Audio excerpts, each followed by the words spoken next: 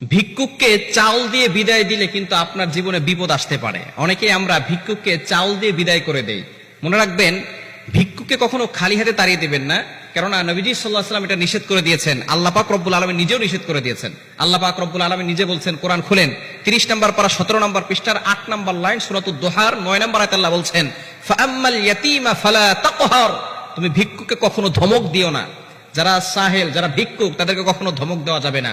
ও আম্মা সাইলা ফালা তানহার, আল্লাহ পাক রব্বুল আলামিন ভিক্ষুককে ধমক দিতে নিষেধ করে দিয়েছেন। এজন্য আমাদেরকে সব সময় এই বিষয়ে খেয়াল রাখতে হবে। ফাআম্মাল ইয়াতীমা ফালা তাকহার ওয়া আম্মা সাইলা ফালা তানহার, আল্লাহ পাক রব্বুল আলামিন এতিম, অসহায়, মিসকিন, গরীব যারা আছে তাদেরকে তাড়িয়ে দিতে নিষেধ করেছেন।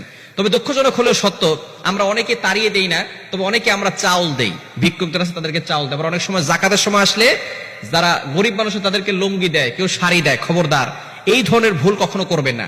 যাকাতের টাকা দিয়ে লুঙ্গি, শাড়ি কিনে দেওয়া, এটা কিন্তু ইসলাম সাপোর্ট করে না।